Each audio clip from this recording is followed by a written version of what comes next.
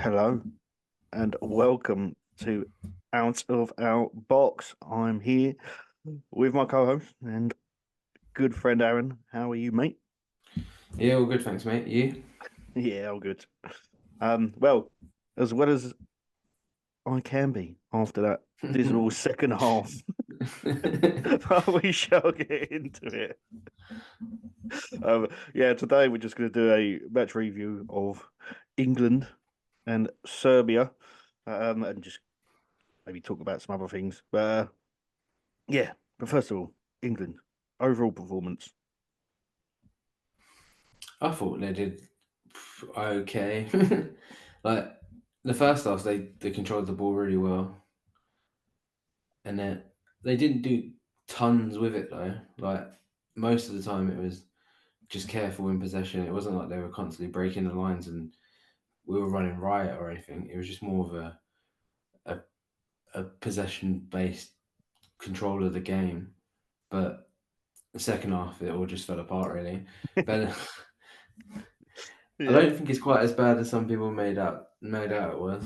Definitely not the worst England performance I've seen in an opening game at Euros. no, I'll give you that. But, uh, yeah, I think we'll start like we did last week. I think we'll go through the back first. We'll go through the players. I think Yeah, keeper Pickford didn't have much to do. no, he had made a couple of saves in the second half. Yeah, but yeah, Yeah, overall, yeah, he was a what? It's Pickford. It wasn't an outstanding performance, but he didn't need to be, yeah, which is always a good thing. yeah. And not having much to do in a game can be counteractive for a keeper as well. He spent loads of time just sort of standing there watching the game in front of him, and all of a sudden you get a shot fired at you. It Yeah, shows his concentration levels were still there. yeah, man. Um, yeah, uh, Walker right back, which everyone expected. Um, Yeah, did okay. Uh, yeah, I think um, I'll go through as a whole for the first bit. The first 30 minutes was the best I've seen England play in a while. To be honest, I know we've yeah. made a Especially in qualifying and the two friendlies. yeah. It was. They were good. And Walker was good. He was getting up and down. And you had Guy, Gay, whatever. Yeah, I Still, think I think it's gay. is it? I'm Because sure. Yeah, I think I heard him say it on Overlap the other did you? Because I've still heard pundits say it differently as day. well. Everyone says it differently, but yeah, I thought he was really good. To be fair, Yeah, he impressed me a lot actually. He he was solid. looked comfortable, didn't Hmm. Good on the ball, solid, good in the air. he? Just a Yeah, solid defender. He is. And then yeah, Stones were Stones. yeah. Again, I don't think they had too much to do, but No, they they a lot of the play was in front of them really. yeah. Then we Trippier Yeah, at out of position obviously. left back, Did all and right. yeah, I think that's where things start with me. I really dislike. I know we have to play players out of position. as we get up, as we get on up the pitch, we'll discuss some players out of position. But yeah, I don't know. He's not a left back for me. No, well, having to move everything onto your right foot just puts you at a disadvantage straight away, doesn't it? It does. It does. Yeah, but yeah, as defensively, it was so. It was yeah. As I said, Yeah, they didn't really need to do much, which was which was good. yeah, Which is good. Um, yeah, going forward, I mean, we'll go right wing first, Saka. Um, see, I've heard mixed things, but me watching it, Saka's good. For me, he does loads with the ball when he drives, but it might be controversial, but he's end product. For me, it's just not there. Yeah, he crossed the ball for Harry Kane's goal, but it was a massive deflection. God knows where that ball was going to go if that wasn't deflected. um, wait, did he set up the Harry Kane header then? No, Harry Kane was bone when he come on it. Oh yeah, it was. Yeah. Oh yeah, so he crossed it in for Bellingham. Yeah. Yeah, I think Saka offers something that none of the other wingers offers in the team at the minute. Without Sterling and Rashford, I thought he had an okay game, but I do get what you mean. He does frustrate. Maybe taking an extra touch instead of just winging in the ball first time. Yeah, well, you see, I just mentioned, I was going to mention the header. Bowen come on, and it's not being biased. It's not because I'm a West Ham fan, but he come on, and within a minute, he got the ball Yeah, it's in the box. chucked up there. It's in the box. It's like what a winger should do. Don't mess about with it. Stop fucking about with the ball. I'm not. Saka didn't have a bad performance, but No. I just wish he would get the ball sometimes and just hook it in because you got Kane, we'll get to him as well. You got Kane, don't you worry, he's not getting away with it. And then you've got Bellingham that stick it on their head, as you see, like Yeah, did, great header. and there was a bullet, but and they're gonna do something with it. Yeah, I agree. I think it's probably the players in the system that it's not really a crossing team, is it? It's a get the ball and try and work your way inside and shoot. Yeah, but I know he does that But for Arsenal as well. Like yeah. that's the way he plays. I'm not disputing the way he plays. Well, I am a bit, but yeah, I'm just saying. I wish sometimes you just because he was going down that right hand side. He was giving them hell for the first Yeah, they half didn't know hour. which way to turn. They did not know what to do with him. But sometimes he sort of took that extra touch and yeah, just get the ball in the box. It works. Kane will be on the halfway line though, so there's probably We'll no get to point. him, Jay. And then in the middle, first of all, we'll go with Declan Rice. Yeah. I thought he had another solid game. He never seems to not have a bad game, if you know what I mean. I know it's He that gives you position. 7 out of 10s every week, but Yeah, yeah, he does his job. he does. He does it really well as well. I think he's gone from West Ham, gone to Arsenal. He's at Arsenal. He's played got a bit better going forward, but he's still just got he's just a holding midfielder, and they're so hard to come by good ones. Yeah, exactly. Look, he's probably the best one in the country English wise, and then even Rodri is probably the only Rodri that's in front of him in the Premier League, I would Hmm. say. Yeah, yeah, a good game as you said, 7 out of 10 all the time. Yeah, Yeah, and then next to him we had another player out of position, yeah. Trent Alexander-Arnold. For me, he's not a centre midfielder. No, I thought, especially in the first half, I think he gave the ball away a good 2, 3 times, didn't he? And then I know he can play a pass, but that's not what being a midfielder is about. You need to have everything else. Like anyone can pick out a pass if they've got time and space. Yeah. But yeah, I think his positional play in centre midfield and at right back can be suspect at all times. Really, Hmm. I didn't think he had like a terrible game. I thought he did all right, but at this level, you need to be more than all right. Yeah, you definitely do, especially in midfield. If Rice weren't there covering for him all the time, they Yeah, it could have been a horror show. because at the beginning of that first of the second half, sorry, it seemed like they were just coming down the middle. Yeah, Like, literally, you can't just come down. You can't let a team just come down the middle constantly. It's like they picked him out. yeah. And Rice was The defending. bigger Rice was in defence a lot of the times with the centre backs.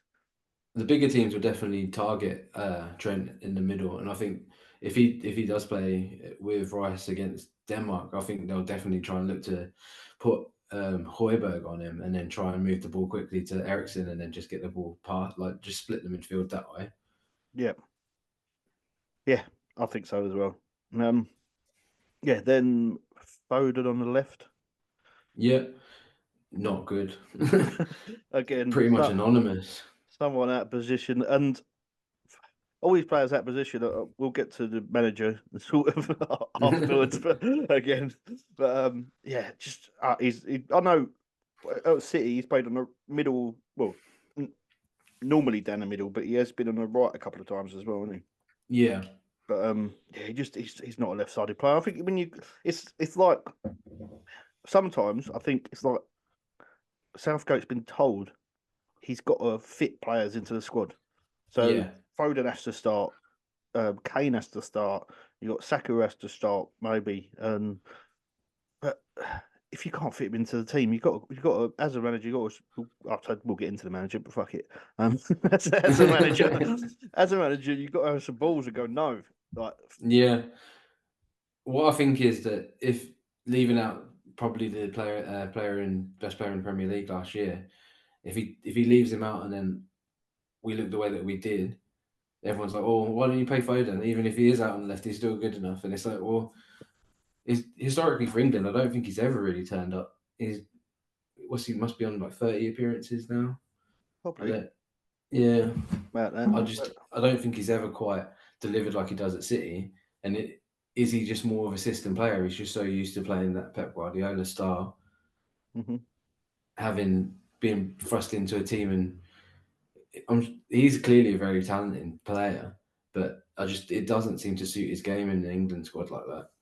No, he's a great player. He is, but yeah, but when you got other players that are left-sided and can play on the left, like you could have Eze or Gordon. You Yeah, could like actual left-sided players because as much as you say Trippier ain't a left back, when you got someone on the left out of position and you got a right back at left back, yeah, that you side is never going to work. compounding it. I don't think we had one attack go down there in the first half. Like when I remember the stats at half time, it was like everything's coming down the right. And then it just makes you very easy to defend against. And we're just going to shift the ball to the right and hope for the best. Yeah, yeah, you got Trippier just getting the ball and just trying to cut him with his right. That's what he does. And Foden, Yeah, Foden's going to try and do the same. he does the same. He just tried to get the ball, and he was sort of moving into the middle when Bellingham was moving. But again, you don't really need that. No, I As a felt left like winger. Foden got in the way of Kane a couple of times as well in the second half. I think it was the late chance, and they were almost standing on top of each other. Yeah, yeah, yeah, and Bellingham in the middle. Yeah, Great for I think him and Rice, him Rice and Guy was yeah, I think they're the the three best players. standouts for me. Every time I watch Bellingham, he just seems to get better. He's just got everything. Yeah, It's like he can play that 10 role, and then he can definitely do that from deeper as well, which I think we'll probably see if we get out of the group and into some of the bigger teams. yeah, but it always be things like that you see it if you get a group. Just play players in the position. Yeah, Foden's a Premier League Player of the Year as a number 10. yeah. So we'll put him on the left just to see what fucking happens. It just reminds me. It Go on. reminds me of the fucking the previous golden generation, Paul Scholes. It's like, yeah, just put him out on the left. Yeah, He's a centre midfielder. under Capello, you remember? Yeah, and then he was like, "Fuck this, I ain't playing for England no more." Yeah, what is the point? Because I think Bellingham could do that job anyway from deep. Yeah, he definitely could. I think he could be like That's where he used to play for Dortmund. yeah, like a box to box. Because Yeah, and that's I think that's how you incorporate um Foden and Bellingham in the squad, and then you got either Eze or Gordon on the left. yeah. I think I'd probably go with Gordon.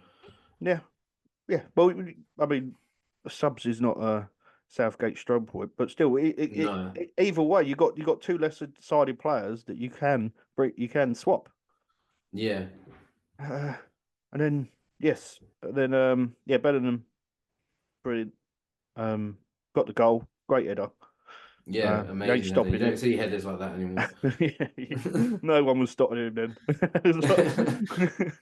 It was like a Craig Dawson-esque header. Yeah. No prisoners. If there was a wall there, it's coming down. Yeah, it's going in the back. And then you had Harry Kane up front. Yeah, largely anonymous. Who for me, I think they said he had 2 touches in the first half. Yeah, I know he's a great goal scorer and whatever, but I don't know. See, I've not watched much of Bayern Munich, if I'm being honest. I obviously I know his game at Spurs, but I've not watched a huge amount of Bayern Munich. yeah, But for England, I don't know whether it's the way we've set up, and he feels like he has to come looking for the ball, or he's been told to do it. But there was points where he was almost fucking back with the defense. He was next to Yeah. Rice, behind Rice. You know what I mean? Yeah, he's trying to play next to Rice. Yeah, put him next to Rice. He wants to be there so fucking much. Yeah. So yeah, but, I just think he used to do that a lot at Spurs when I watched them as well. And you yeah, think it's it not where used to you want. work for them. Yeah, I think because of the chemistry that he had with Son, like they would just dovetail, and then you'd find him playing in balls to Son, like through balls behind the centre backs and stuff like that. But it's never quite worked for England. But I probably watched all of the Bayern knockout games, and he was still absolutely brilliant. I think, yeah, I think having someone like Gordon on the other side would probably suit his game a bit better. Mm. I would say one thing about him though, that to his credit, that every time he was in the fucking box, Saka pissed about with Yeah. it. so, that's what I'm saying. Balls in the box. Look, we'll go back to the Bowen, get in straight there. I know what Bowen. Come on, he was all right. I've watched him obviously every game for West Ham, and I think he's great. And he gets back as well a lot. Yeah, I think he Well helps out. as a sub in competitions like this because you're bringing him on for an attacking threat, and plus he'll do the defensive work as well. Yeah, yeah. He's definitely a good impact sub to have.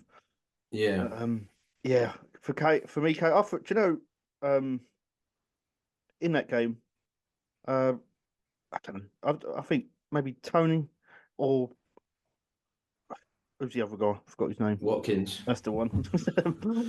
Ollie Watkins, who plays on the last defender, because that's what Kane should be doing. He should be sitting on the last defender. Yeah, And I, cool, mate. there's no way Gareth Southgate's dropping probably the best striker in Europe for Ollie Watkins, as good as Ollie Watkins is. True, but they said I heard something after the game that Kane wasn't fully fit. What? Yeah, that he was injured. Well, to be fair, after what everyone's probably played 50 games this year, no one can be fully fit at this stage, can they? Not really, but I don't know. But I think if he had two broken legs, Southgate was still playing. Ah, yeah. Well, he brought Shaw along, and then he's barely walked this year. Yeah, yeah, definitely. Yeah, he didn't even warm up apparently. No, So I don't think. apparently Eric Ten Hag was doing TV, Dutch TV, and he was saying that he doesn't expect him to play for England until either the last group game or the first knockout. Yeah, And then but obviously he's seen him week in, week out. yeah, talk about Ted Hag. It was quite funny that yeah, he was on. As you said, Dutch TV, and he had a funny quote. He said, Yeah. after a while, England were very passive. I actually saw them moving backwards. They kept Serbia coming at them. It's the vision of the manager. Yeah. Well, that's a little sly dig because of all the rumours that apparently Southgate was coming for his job, I reckon. And he's like, they're trying to replace me with this prick. Yeah, but it's a bit of a what is it, pot and kettle. I think Yeah. I mean, if you know. yeah, he did win an FA Cup this year, Oh though. no, very defensively though. Yeah. I don't care. I would take England being very defensive and winning every game 1-0 if we won the whole thing. Couldn't give a fuck. Yeah, but the thing about England though is we've got the players attacking that we can't sit back like that second half No. because we were so deep in that second half in our own half for a lot of the time, and it's so frustrating. It's like watching Moyes ball. That's what he was. He was just Yeah. watching Moyes ball, and then Kane's pushing back so deep, and then when we do have a break, Yeah, everyone in there's that no team's so outlet. fast that get up there, and then there's no one there. There's nothing. Yeah. Uh, yeah, not having an outlet ball, and then you're relying on a bounce to go your way, and then someone getting past a fullback, and then yeah, Kane's probably well, he's never relied on his pace, so the wingers are always going to outpace him, and it's like they're going to have to sit there and wait for someone to get there before they can cross the ball, and then that's when the attacks always break down. Hmm. Yeah, I suppose you got to give Serbia the dues as well. Yeah, I mean, they I mean we played did well. say Um, decent players, like they seem to work well as a team, don't they? yeah, I think they sort of rough Kane up in sort of after the first half hour, as I say, when we were playing good, and early on in the second half, they were sort of all over him. But as a striker, you got to deal with it. Yeah, like you can't tell me he hasn't had that week in, week out No, from. yeah, He's played a few cold nights and Stoke on a Tuesday. yes. He played for Millwall originally. Yeah, Yeah, I think. Oh, not originally. He went alone there for a season. yeah, he went there and he was at Leicester, wasn't he? And then Mm. So he played yeah, for Norwich as well. possibly. Yeah, I can't remember all these teams he was at originally when he went on loan, but I know he went to Millwall. But yeah, but yeah. As for Southgate, what does he do against Denmark? He won't change a single thing. that's just that's just his character as manager. I think he'll think that that's the best team for the job, and he will go with it unless there's any injuries that we don't know about. I haven't heard anything. No, I think everyone trained the other day. I would be very very surprised if he changed something. you think Danes, Denmark are? I'd say they're better than Serbia as a whole. And you think? Yeah, I think so. Um, Then I watched their game the other day. Ericsson scored a great goal. mhm, They they moved the ball well. They got quite a big presence up front with Hoyland, mhm, and yeah, they're no pushovers. They will definitely be a tough game. This game I expect England to win, yeah. but they'll definitely go and give it a go. And they drew their first game as well, which is Yeah, yeah. So I think that was one of the saving graces from that day because I yeah, know I'm saying the saving graces. I'm not saying England were terrible; they weren't. They were just a bit. I suppose Ten Hag sort of all right, right as in a way in the second half. We were a bit passive. yeah, yeah. We should have just gone for it. Like just Yeah, if we go for it. get another couple of goals, and then everything's easier when you're sitting on a 2-3 goal lead, isn't it? That's it. But yeah, he just needs to. Yeah, as I said, the saving grace was that they did have a draw, get a draw. So Yeah, I think what if we but beat Denmark or Slovenia, um, we're through. I think we're through anyway. To be fair, yeah, I'm not expecting us to lose both games. no, I would be very surprised. Yeah, Yeah, well, the emphasis is go out, beat Denmark, and then play the fringe players in the third game, right? yeah. That's the ideal situation, but that we'll fucking see. We'll see after Thursday. Yeah, I Yeah, expect us to beat Denmark as well. It's our toughest test in the group as well. Denmark, I yeah, think. Yeah, I don't know. I'll probably the same mindset as you. He probably will go unchanged, but it goes unchanged. But the thing is, he don't change the setup either. We must be one of the easiest teams to know what our setup is because he never yeah, changes yeah. it. I think he It's changed always it exactly the same. once before. He played three at the back, didn't he? And did he play Walker as Yeah, as a centre a back. centre back? And it was like, and then we played that, and he shut that down straight away and reverted back Yeah, to 4-2-3-1. I Do we think if he need was two going to holding? change it, Yeah, probably not. But that's when you would play Bellingham and Rice in the middle, and then just have Bellingham roam. yeah. I I think think if that's the he best was going to option. change it, that would be what he would change, wouldn't it? I think so. Foden in the middle and Gordon Yeah, on the left. I think that's our best option. I'd go with obviously Kane starts if he's fit. yeah, As much as I see, as much as I said, it frustrates me, but he's a great goal scorer and he does the job. Then you got I'd start Saka as well, even though again yeah, I said as much as he frustrates me, but I think Bowen's coming off the bench. Bowen, no, especially I don't know 55, 60 minutes or a bit more. yeah, You don't want a fresh Gerard Bowen coming at you. Um, yeah, I'd play Gordon on the left. Uh, did I say Foden in the middle? Bellingham, yeah, Rice, and if you got to keep the back, and you or Gomez can play left back, can't yeah. You'd very rarely change your back four if you don't have to, he? Yeah, true. unless Shaw's fit, and then I think he would come straight in. Yeah, yeah. I was thinking, how can we be how can there be an England squad with just one recognised left back? I don't know. Reece James the other day was doing an advert where he's mopping the floor dressed as a janitor. So He's obviously taken up a new job. I'm sure it don't pay as much. No, Uh, but yeah, it is strange to see an England squad so devoid of defenders. yeah, usually it's out of strength, isn't it? It's like, Yeah, yeah, yeah, but yeah, yeah. There's Guy Stones to play. You got Walker on the right, and I said, yeah, he probably play Trippier again on the yeah, left. But yeah, looking forward to it. yeah. Earlier kickoff this time. I'm going to be running home from work. Yeah, same here. Yep.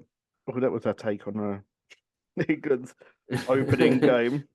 Whether you agree or not, I don't know.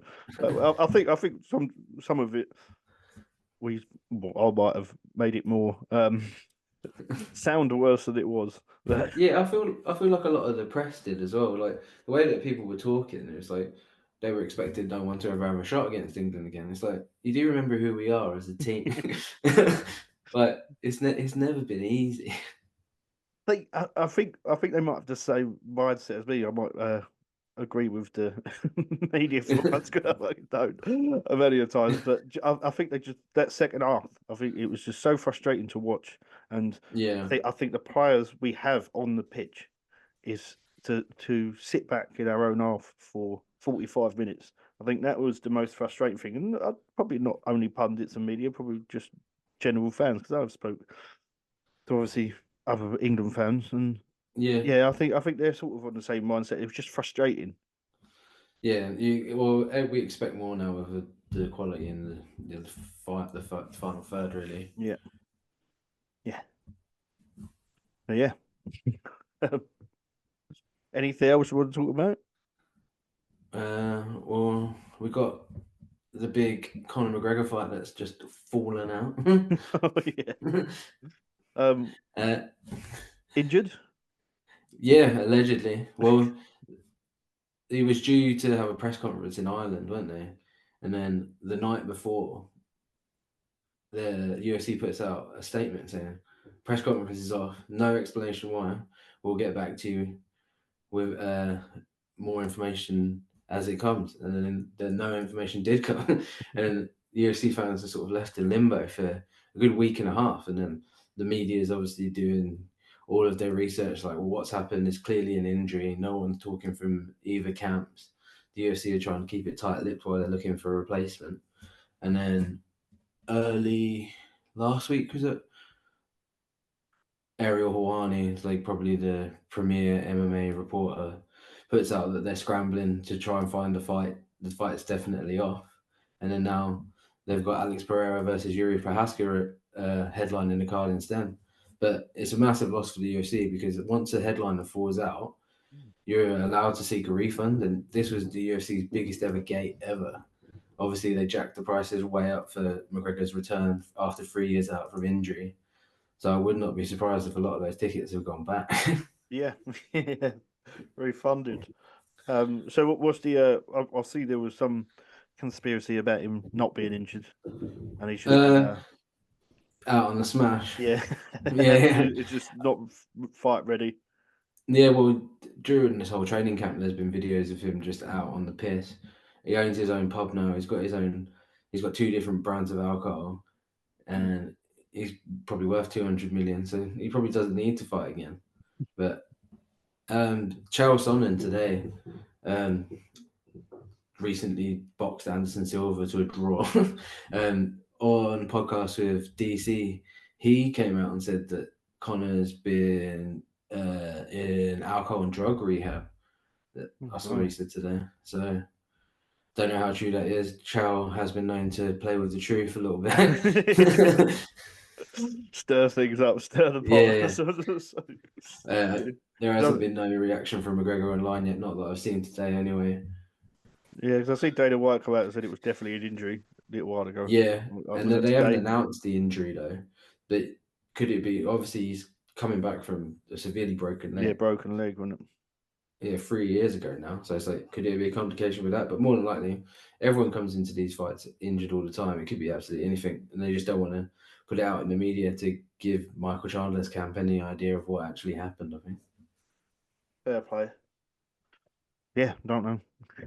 We'll see what unveils, and Yeah, I'm sure they'll try and get that done before the end of the year if he, depending on how bad this injury is.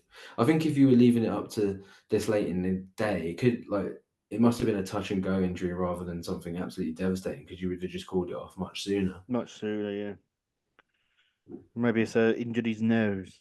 Yeah, yeah. Kenny, Kenny's house. yeah, My dad's been to rehab. Yes. yeah. Also, Did you hurt yourself? I hurt my nose. brilliant. Um, yeah, uh, yeah. As for and a little bit about boxing. Yeah, Talk about that a bit about the Saudis and the Saudis trying to stir the pot. stir the pot and take over boxing.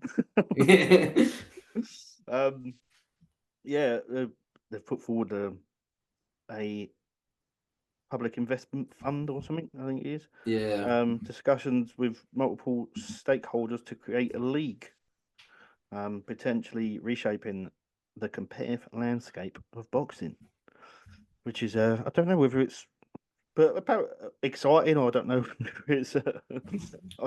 it's I'm not just too sure. I think it's very early, but yeah, it's not. It's not a great explanation to it. no. I'm guessing it was like an initial put the feelers out there. It's them sort of trying to turn boxing into the UFC model where it's one entity that can control it all to help make the fights easier without having to go between all the different um, belts and promoters, which obviously ends up slowing down getting big fights done or stopping them happening at all. Yeah, yeah, But which it sounds like as a fan, it sounds like a great idea. Like if you can yeah, do that, yeah, it's yeah, but it's just apparently, that go on, mate. it doesn't it it would affect the money and what the fighters would get if it's a sole entity. You can't. There'll be no more purse bids No, and stuff like that. So it could affect the money making aspect of it, which is one of the reasons why the UFC like their model so much because they control everything. So they're able to just lowball a lot of like younger fighters. yeah, but apparently there's a handful of leading promoters that have been included in it, and obviously Matchroom Yeah, are Golden Boy, and they're in discussions of a deal that is valued from 4 to 5 billion. seems Uh, low. I think yeah, possibly. Well, it depends. I don't know. it It's a lot. depends on the stake of it, I guess. It's a lot of bloody money, but Yeah, but yeah, it's as I said, um, really early in the discussions. But yeah, yeah, a boxing league. It'll yeah, it would be interesting. possibly always be in Saudi, but Yeah. I don't mind boxing being in Saudi because I like the times. Yeah, it's definitely beneficial for Europeans. But I think on another hand, I think the Saudis coming into it. I think a lot of the English promoters and American promoters, I think be they should be not ashamed, but they should look at themselves because for years they've messed about with fighters and fights, and it's like a fighter would have to take like fights to get to that fight that Saudi are making straight there. You know what I mean? I know they're Yeah, going to make the money if that's a good explanation for it. um, but it's like the perfect thing is like Daniel Dubois. You look at mm, his resume now since Saudi when they were saying when Joshua was fighting up and he's 26 and Joshua had never fought anyone at that point, no, no, literally no one. And well, he fought but people cab drivers and you know, yeah, yeah, and plumbers and yeah, Daniel Dubois, he's fought Usyk, he's fought Hergovic, he's fought. I know Joyce was over here before the Saudi go in, yeah, but that was sort of the start of his rise, really, wasn't it? The first that was his first sort of big fight. yeah, yeah, yeah. Apparently, he's on another fight in September. We're gonna have a press Yeah, conference at the end of this month or something. I saw Joshua. put out a tweet today saying that he's been discussing his next contract for his next fight today. So could that be the Dubois fight? Interesting. I'd like it to be, especially at Wembley. Yeah, I think it'll be a great British fight, and the Saudis always put on a good card as well. So it might be a really good card in Wembley. yeah, a solid card at Wembley would be great. I'll definitely try and get tickets for it. Yeah, yeah. No, I've heard lots of rumours. I've heard rumours of Anua coming to fight at Wembley. Yeah, anyway, yeah, Yeah, he's a yeah. beast. Anyway, that's it. Yeah, yeah. All different rumours, but yeah, we shall see. Yeah, Yeah. I think we should wrap it up here, mate. yeah. We'll Um, be back for after England's 10-0 win against Denmark. yeah. Oh, before we go, both said 3-0 Yeah, not last quite. time. So If- proper predictions for Denmark. yeah, I'm gonna go 2-1. Um, I think England are gonna. I think they'll make us suffer a bit again. Yeah, I just got him, but I'm gonna go 3-1. nice. I'm gonna go 3-1. I reckon he might make us suffer, but I think he might put his finger out and we'll go all out. I think we might be 2-0 up at half time. That would be nice. I'm going positive. I'm going positive. I don't know about goal scores. Yeah, Kane. Yeah. Bellingham again. I think if anyone's in the store, I think Bellingham. And Yeah, I'm starting to regret not putting him as in my top scorers at the Euros now. yeah, and yeah, Bellingham and I don't know. I'll have to see the team, but but I'll just go 3-1 England. All right. Yeah, nice. Till next one. All right, see you soon. See ya. Bye.